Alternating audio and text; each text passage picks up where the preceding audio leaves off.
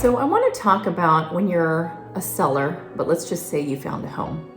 And as a buyer, you want to put an offer on a home. And I call that working backwards, and I'll tell you why I don't like this option. And we're going to go over the pros and cons of that. But let's just say you're a seller, you call me, and this has happened to me many times. And all of a sudden you say, oh my gosh, I found something. I want to put an offer on a home. And however, I have to sell my home in order to buy this home. So most buyers need to sell their existing home to purchase, and we call that the trade-up program. The great thing about this trade-up program and why a home sale contingency is beneficial to the buyer is that it gives the buyer the time to sell, but it also mitigates the risk of them losing their deposit. I'm actually going to go over this buyer contingency for sale of buyer's property.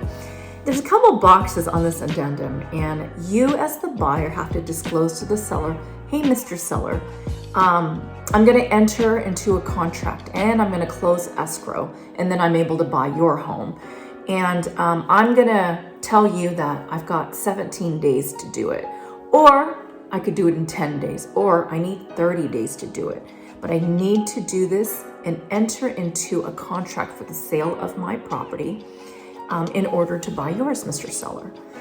Or you can also check a box that says, okay, I just put it up on the MLS with a listing broker, and I'll let you know within X amount of days, how it goes.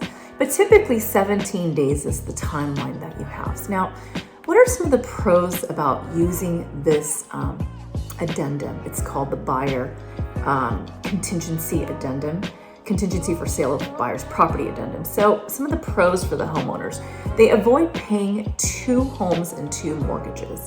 So that's pro number 1. They're able to lock into the next house. They don't have to be homeless. So that gives you a little bit of peace of mind. And then there's no risk to the buyer's deposits should they not be able to sell. That's some of the pros about exercising and using this addendum.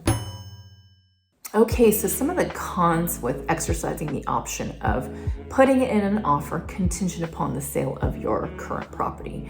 The most apparent one is lost opportunities, especially given the fact that we're in Southern California and the most desirable homes are all going to have multiple offers because there's a dearth of inventory.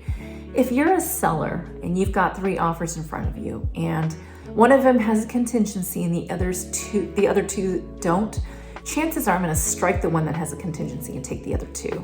So I would say for the buyer, lost opportunities on the most desirable homes. Second, for the seller, it's a risk.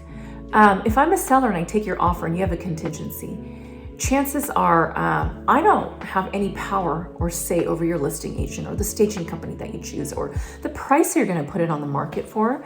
So there's a lot of risk involved when it comes to the seller side. They are taking a gamble. Third, let's just say you put in an offer, you get accepted, but you've got the contingency. So you're going to pay for an inspection, you're going to pay for an appraisal. All of a sudden, something wrong goes on the sale of your home and it cancels. And then the seller over here cancels you out. So now you got to go back and look for a home again. So now you got to pay for 2 inspections, 2 appraisals. Had you have sold your house successfully on this side, had the cash in hand and made an offer, you only had to pay for 1 home inspection and 1 appraisal. So that's something to think about. Last, I would say in this market, who takes somebody with this kind of contingency? Remember, we talked about lost opportunities.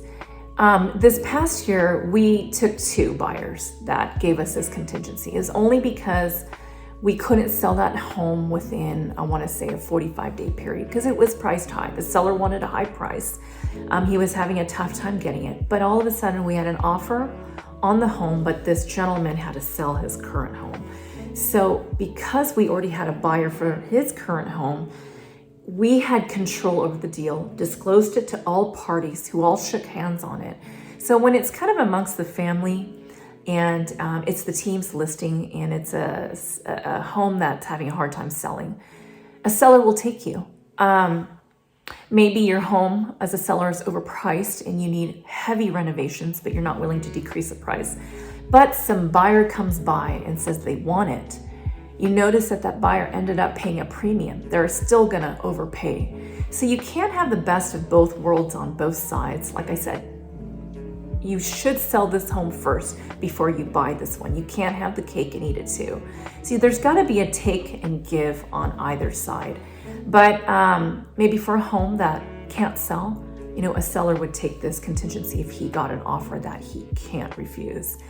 I hope this video helps you guys realize that if you're in that circumstance right now where you have to sell in order to buy, but you don't want to pull that trigger yet, and all of a sudden you're putting offers in on homes with the contingency, I hope it makes you realize that you should be doing it the other way around. My name is Caroline Lee. I'm your sell to buy expert. I work at the North OC and Fullerton markets. I hope this video helped you, and let's move on to the next one. If you want to sell your home for top dollar,